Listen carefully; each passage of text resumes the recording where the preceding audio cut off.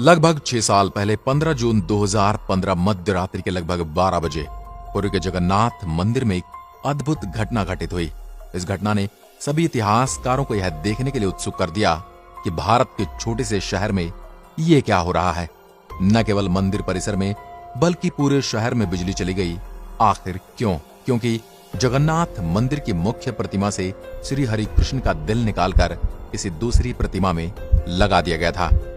नहीं, यहाँ पर श्री कृष्ण के हृदय से मेरा मतलब कोई आध्यात्मिक या फिर कोई रहस्यमय हृदय के बारे में नहीं है, बल्कि असली हृदय से है। श्री कृष्ण का असली हृदय वहां पर संग्रहित है, परंतु एक हृदय को उसके असली रूप में कैसे 5000 सालों तक संग्रहित करके रख सकते हैं? क्योंकि यह एक बहुत उन्नत और प्राचीन उपकरण है। यह हृदय मांसपेशियों से नहीं बना है। कुछ लोग कहते हैं कि ऊर्जा उत्पन्न कर सकता है। यह धड़कने लगता है।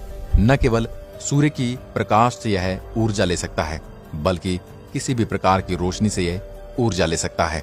इसी कारण पूरे शहर में बिजली चली गई थी। जो मनुष्य इस हृदय को स्पर्श करते हैं, उन्हें हाथों में मोटे दस्ताने और आंखों पर पट्टियां पहननी पड़ती हैं, ताकि उनकी आंखें इसके संपर्क में न आए। निसंदेह ये सुनने में थोड़ा अजीब लग रहा होगा, पर यह सच है। हम उन्नत प्राचीन उपकरणों के सबूतों पर भी नजर रख रहे हैं। सबसे पहले श्री कृष्ण जी के देह त्याग पर नजर डालते हैं, जो कि अपने आप में एक रहस्य है। बहुत से लोग इस बारे में नहीं जानते होंगे, परंतु प्राचीन सूत्रों में उनकी मृत्यु का उल्लेख है। लगभग 5000 साल पहले श्री कृष्ण जी को एक शिकारी द्वारा जंगल में मार दिया गया था। यह एक दुर्घटना थी, क्योंकि शिकारी हिरण को मारने की कोशिश कर रहा था। श्री कृष्ण जी की मृत्यु हो गई और उनका अंतिम संस्कार कर दिया गया। उनका शरीर धार्मिक तरीके से अंतिम संस्कार कर दिया गया। हालांकि उनका शरीर तो जल गया, परंतु उनका हृदय नहीं जल पाया। यह एक बिना नुकसान पहुंचे हुए मजबूत धातु के गांठ जैसा दिख रहा था। जब शिकारी ने उस हृदय को उठाया तो वह हिलने लगा।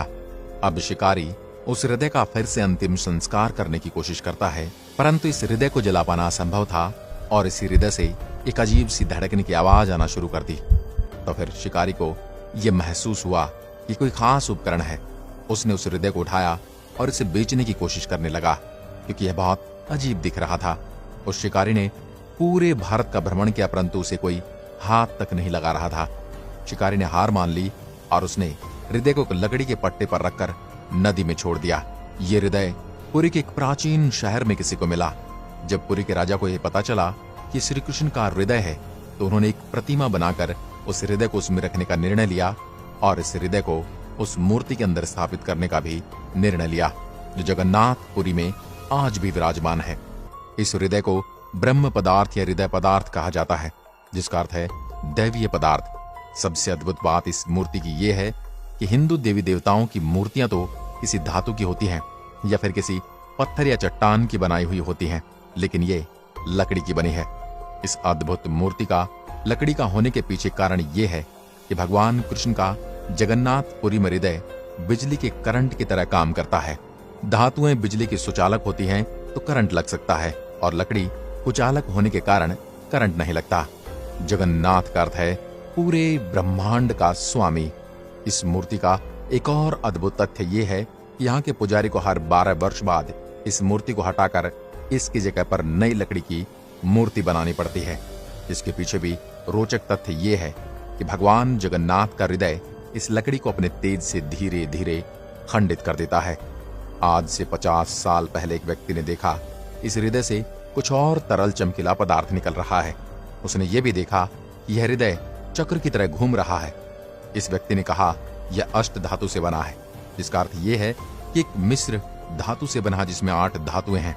इस अद्भुत चक्र के बारे में बहुत सारी धारणाएं बताई जाती हैं। भगवान कृष्ण के पास एक चक्रीय शक्ति है जो सदैव चलती रहती है और ऊर्जा उत्पन्न करती है। विज्ञान भी घर्षण की शक्ति को मान चुका है। विज्ञान भी इसी सिद्धांत पर एक न्यूक्लियर मशीन बना रहा है जो दिखने में हीरे की तरह होगी। इसके अंदर भी चैम्बर होंगे और वह भी चक्रीय घर्षण पर कार्य करेगी। जगन्नाथपुरी के मंदिर के संचालक कहते हैं कि वे जब इस मूर्ति को हटाते हैं तो वह पूरी तरह से वहां पर अंधेरा कर देते हैं। वे सभी मानते कि यह एक भौतिक वस्तु है, पर इसके केंद्र में जो ऊर्जा उत्पन्न हो रही है वह अद्भुत है। हम जानते हैं किसी भी प्रकाशमान वस्तु से यह ऊर्जा प्राप्त कर सकती है, इसलिए वे इस मूर्ति को अंधेरे में ही वहां से हटाते हैं। हम जानते हैं कि भगवान कृष्ण ने हमें एक प्राचीन उपकरण दिया है। आज विज्ञान इस तंत्र को प्रयोग करते हुए विभिन्न प्रकार की मशीनों का प्रयोग करते जा रहे हैं, क्योंकि भगवान कृष्ण भी अपनी उंगली पर सुदर्शन चक्र रखते थे, जो कि सदा गतिमान रहता था। वहीं वर्तमान में शक्ति और ऊर्जा का मार्गदर्शक बन गए हैं।